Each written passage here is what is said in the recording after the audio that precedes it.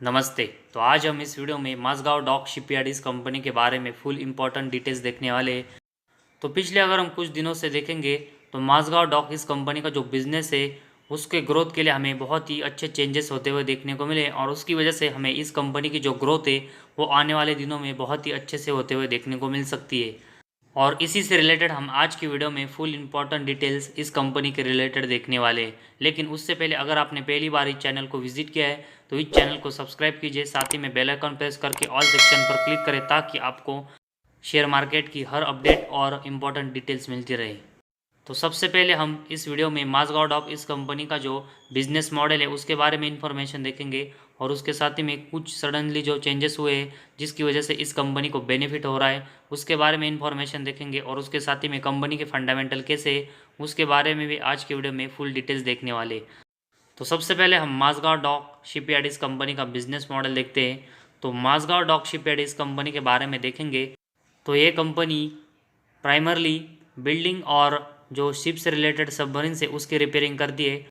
और अगर हम पूरे इंडिया में शिप बिल्डिंग इंडस्ट्रीज़ के बारे में देखेंगे तो उसमें माझगांव डॉक ये कंपनी उस शिप बिल्डिंग इंडस्ट्रीज़ में लीडिंग कंपनी है। और उसके साथ ही में अगर हम देखेंगे तो गवर्नमेंट ऑफ इंडिया के अंडर ये कंपनी डिफेंस सेक्टर में काम करती है और इसकी वजह से इस कंपनी को कुछ बेनिफिट भी हो गए, लेकिन इसकी वजह से हमें इस कंपनी को लॉस भी होते हुए देखने को मिल सकता है। वो हम यहाँ पर बाद में इसकी इन्फॉर्मेशन देखेंगे।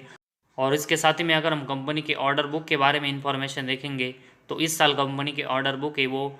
48,000 करोड़ के ऊपर गई है, जो कि इससे कंपनी का जो फ्यूचर की ग्रोथ है वो हमें देखने को मिल रही है। और ट्रेलिंग 12 मंथ्स में कंपनी की जो ऑर्डर बुक है वो हमें 6.4 टाइम्स यहाँ पर बढ़ते हुए देखने को मिली है, जो कि कंपनी के बिजनेस के लिए बहुत ही अच्छा साइन है। तो इससे पहले पॉइंट में हमने देखा था कि ये कंपनी जो डिफेंस सेक्टर में गवर्नमेंट ऑफ इंडिया के अंडर काम करती है उसकी वजह से कंपनी को कुछ बेनिफिट और लॉस भी होते हुए देखने को मिलेंगे।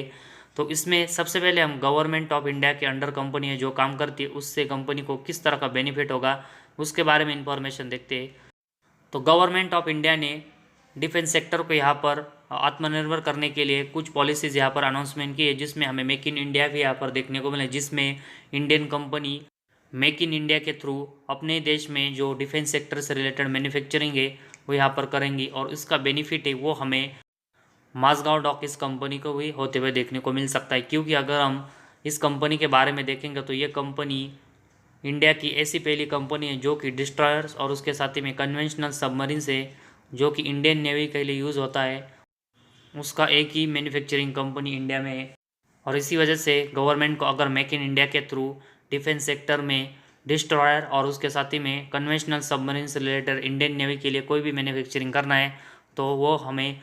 माझगांव डॉक यही कंपनी करते हुए देखने को मिल सकती है और उसका बेनिफिट हमें इस कंपनी को होते हुए देखने को मिलेगा। और उसके साथ ही में अगर हम देखेंगे तो इंडिया में जो फर्स्ट क्रूज़र यहाँ पर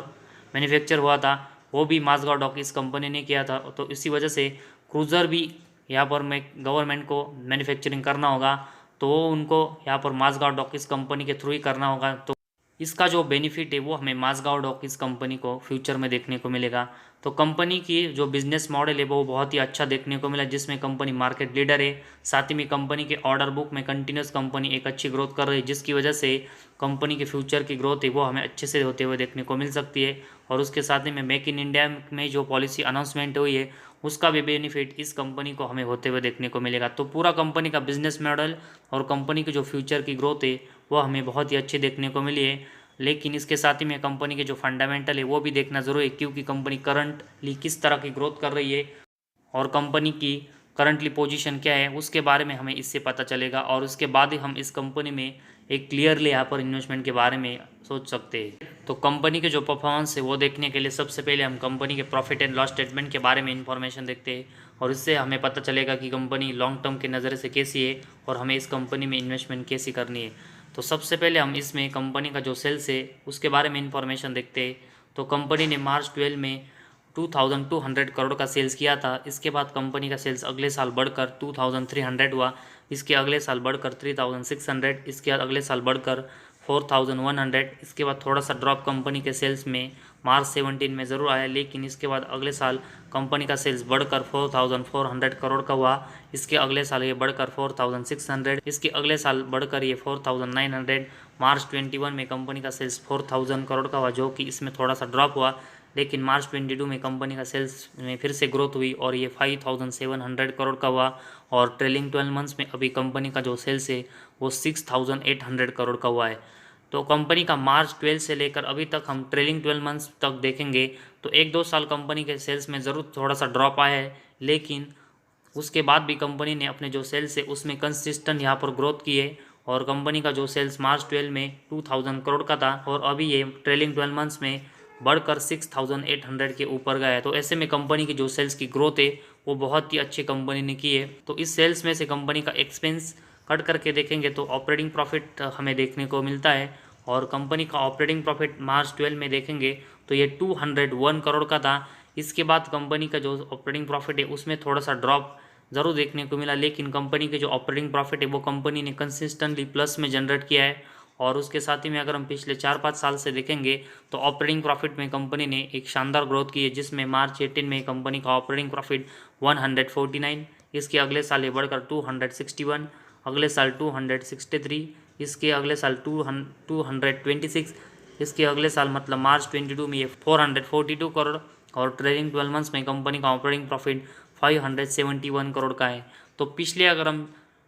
6 साल में देखेंगे तो कंपनी के ऑपरेटिंग प्रॉफिट में कंपनी ने शानदार ग्रोथ की है, जो कि कंपनी के बिजनेस के लिए एक बहुत ही अच्छा साइन है। उसके साथ ही में अगर हम कंपनी का ऑपरेटिंग प्रॉफिट मार्जिन के बारे में देखेंगे तो ये पहले जो 5% और 4% के आसपास था,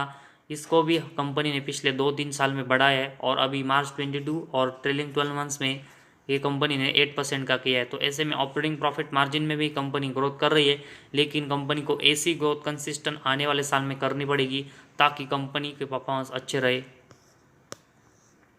इसके बाद कंपनी का नेट प्रॉफिट है, उसके बारे में इंफॉर्मेशन देखते हैं। तो मार्च 12 में देखेंगे तो कंपनी का नेट प्रॉफिट 494 करोड़ का था। इसके बाद ये 413, 492, 568, 533, 440, 517, इसके अगले साल 408, 480, 586 और ट्रेलिंग 12 मंथ्स में कंपनी का जो नेट प्रॉफिट है वो 780 करोड़ का हुआ है। और पिछले अगर हम 4-5 साल से देखेंगे तो कंपनी के जो सेल्स की ग्रोथ पहले थोड़ी सी कम थी, उसको कंपनी ने पिछले 4-5 साल में अच्छा बढ़ाया है और इसी वजह से कंपनी का जो नेट प्रॉफिट की ग्रोथ है वो बढ़ रही है और इसी वजह से पिछले कुछ दिनों से कंपनी का जो शेयर्स है उसमें भी हमें अच्छी तेज़ी देखने को मिली है। तो कंपनी का जो ईपीएस भी बढ़ रहा है, वो कंपनी के परफॉर्मेंस अच्छे हो रहे हैं, इसका साफ इंडिकेशन है। और कंपनी का डिविडेंड के बारे में देखेंगे तो कंपनी अपने शेयर होल्डर को कंसिस्टेंट यहाँ पर डिविडेंड दे रही और वो भी हमें बहुत ही अच्छा देते हुए देखने को मिली है, जिसकी वजह से कंपनी के शेयर होल्डर को एक अच्छे रिटर्न तो मिल रहे हैं, लेकिन और उसके साथ ही में अगर हम देखेंगे तो डिविडेंड से भी उनको बहुत ही अच्छा बेनिफिट हो रहा है। तो इसी वजह से कंपनी के प्रॉफिट एंड लॉस स्टेटमेंट में अगर हम देखेंगे तो कंपनी की सेल्स की ग्रोथ बहुत ही अच्छी हो रही है, जिसकी वजह से कंपनी का ऑपरेटिंग प्रॉफिट में पिछले 5 साल में ग्रोथ हुई है। और उसके साथ ही में अगर हम कंपनी का नेट प्रॉफिट और ईपीएस भी देखेंगे और ऑपरेटिंग प्रॉफिट मार्जिन भी देखेंगे तो इसमें भी पिछले 4-5 साल से कंपनी ने बहुत ही अच्छी ग्रोथ की है, जिसकी वजह से कंपनी के शेयर्स में एक अच्छे रिटर्न हमें मिले। तो कंपनी का प्रॉफिट एंड लॉस स्टेटमेंट है वो कंपनी के परफॉर्मेंस के लिए बहुत ही अच्छा देखने को मिला है और जिसमें कंपनी जो ग्रोथ कर रही है और इसी वजह से लॉन्ग टर्म के नज़र से अगर हम इस कंपनी में इन्वेस्टमेंट करेंगे तो बहुत ही अच्छा बेनिफिट हमें इस कंपनी में होगा।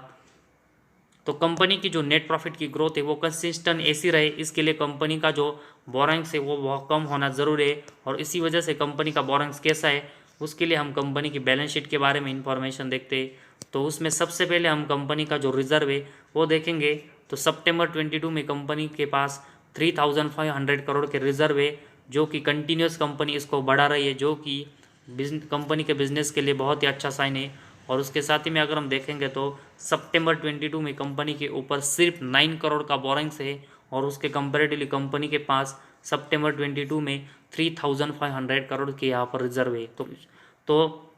माझगांव डॉक ये कंपनी हमें डेट फ्री देखने को मिली है और कंपनी के ऊपर जो 9 करोड़ का बोरिंग्स है उसके कंपेरेटिवली कंपनी के पास बहुत ही ज़्यादा रिजर्व है, जिसकी वजह से इस कंपनी की बैलेंस शीट है वो बहुत ही स्ट्रांग हो रही है। और कंपनी का जो बोरिंग्स बहुत कम और डेट फ्री है, इसकी वजह से कंपनी को ज़्यादा इंटरेस्ट रेट यहाँ पर चुकाना नहीं पड़ रहा है, जिसकी वजह से कंपनी का जो नेट प्रॉफिट है वो हमें आने वाले साल में कंटिन्यूस यहाँ से और भी अच्छे से बढ़ते हुए देखने को मिल सकता है, जो कि कंपनी के परफॉर्मेंस के लिए बहुत ही पॉजिटिव साइन है।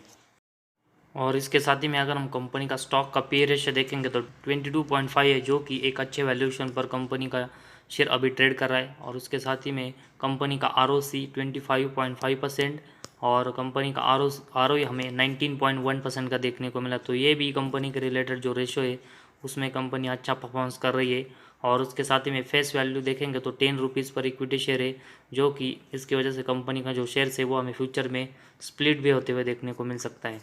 तो माझगांव डॉक इस कंपनी की अभी हमने जो फुल इन्फॉर्मेशन देखी है उसमें कंपनी कंटिन्यूस नेट प्रॉफिटेबल है, साथ ही में कंपनी डेट फ्री है, जिसकी वजह से आने वाले साल में भी कंपनी का जो नेट प्रॉफिट है वो कंसिस्टेंट हमें बढ़ते हुए देखने को मिल सकता है, क्योंकि कंपनी को ज़्यादा इंटरेस्ट रेट चुकाना नहीं पड़ेगा।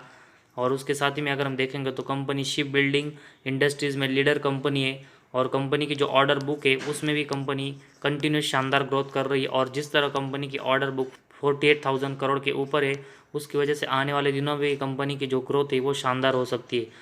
और उसके साथ ही में कंपनी जो गवर्नमेंट ऑफ इंडिया के अंडर काम करती है उसकी वजह से भी मेक इन इंडिया में हमें इस कंपनी को अच्छा बेनिफिट होते हुए देखने को मिलेगा। लेकिन किसी वजह से अगर गवर्नमेंट की जो पॉलिसीज़ है वो हमें यहाँ पर चेंज होते हुए देखने को मिलती है, तो उसका जो वो थोड़ा सा लॉस है वो हमें इस कंपनी के होते हुए देखने को मिल सकता है। लेकिन अभी गवर्नमेंट है वो फुली हमें मेक इन इंडिया इस कैंपेन को सपोर्ट करते हुए देखने को मिला है, तो उसकी वजह से मेक इन इंडिया इस कैंपेन के अगेंस्ट हमें गवर्नमेंट ले जाते हुए देखने को नहीं मिलेगी। और उसी वजह से हमें मैक्सिमम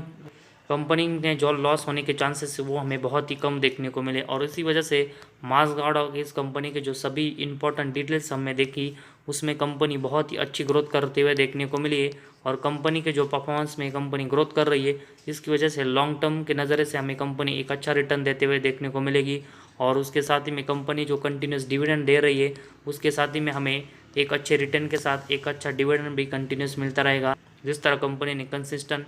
अपना जो डिविडेंड है वो दिया है। तो कंपनी के जो फंडामेंटल है वो बहुत ही स्ट्रांग और अच्छे देखने को मिले, और उसी वजह से लॉन्ग टर्म के नज़र से हम इस कंपनी में एक अच्छी इन्वेस्टमेंट कर सकते हैं।